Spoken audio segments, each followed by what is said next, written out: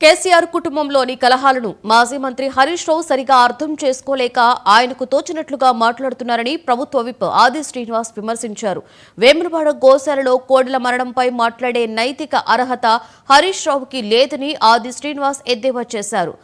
పాలుమరువని లేగతూడలను అనారోగ్యంతో ఉన్న కోడెలను కొందరు భక్తులు వదిలిపెడుతుండటంతో కోడెలు మరణిస్తున్నారని, దీన్ని రాజకీయాలకు వాడుకుంటున్న హరీష్ రావు దుర్బుద్ధి బయటపడిందంటూ వేములవాడ గోశాల దుస్థితికి బీఆర్ఎస్ ప్రభుత్వమే కారణమని, రాజన్న గుడికి 100 కోట్లు ఇస్తారని మాట ఇచ్చి మోసం చేసింది కేసీఆర్ కాదా అని విప్ శ్రీనివాస్ విమర్శించారు. కాంగ్రెస్ పాలనలో ఆలయం అభివృద్ధికి మాస్టర్ ప్లాన్ తయారు చేశామని, సీఎం రేవంత్ రెడ్డి స్వయంగా శంకుస్థాపన చేసి విశాలమైన గోశాల ఏర్పాటుకు శ్రీకారం చుట్టారని ఆది శ్రీనివాస్ అన్నారు. కేసీఆర్ కుటుంబంలో జరుగుతున్నటువంటి కళాలతోటి తనకు తోచింది మాట్లాడుతుండే హరీష్ రావు గారు వేములవాడ గోశాలలో కోడెల మరణాల గురించి మాట్లాడుతున్న సందర్భంలో అసలు ఆ నైతికతను లేదు, ఆయనకు అర్హత లేదని చెప్పిన మాట సందర్భంగా చెప్పే ప్రయత్నం చేస్తూ భక్తుల విశ్వాసానికి నమ్మకానికి కోడెముక్కుకు సంబంధించిన అంశం, ఇంకా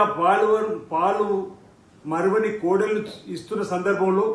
కొంతమంది దేవాలయం తంత్ర దగ్గరనే వదిలిపోతున్నటువంటి వాటిని కూడా సంరక్షించేటువంటి బాధ్యతను ఈరోజు ఈ ప్రభుత్వం తీసుకునేటువంటి క్రమంలో ఆ మరణాన్ని కూడా రాజకీయం కోసం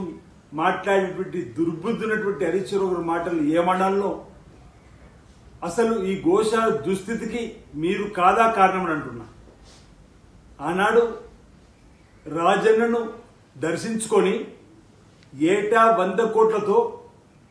దేవాలయాన్ని అభివృద్ధి పత్రంలో తీసుకొని పోతామని చెప్పి ఇచ్చిన మాట తప్పింది మీరు మామ అల్లుళ్ళు అన్న ఆర్థిక శాఖ మార్చులకు మీరు ఉన్నారు. ముఖ్యమంత్రి హోదాలో ఇప్పుడు 100 కోట్లు ఇస్తున్నా, ప్రతి ఏటా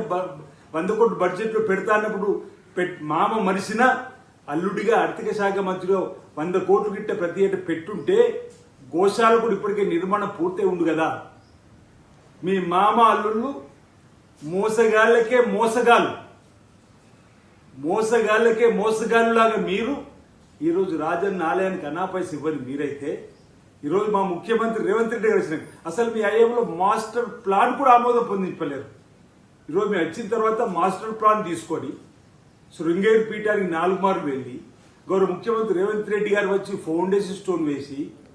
ఈరోజు టెండర్ను పిలువబడే పరిస్థితులలో గోశాలను ఈరోజు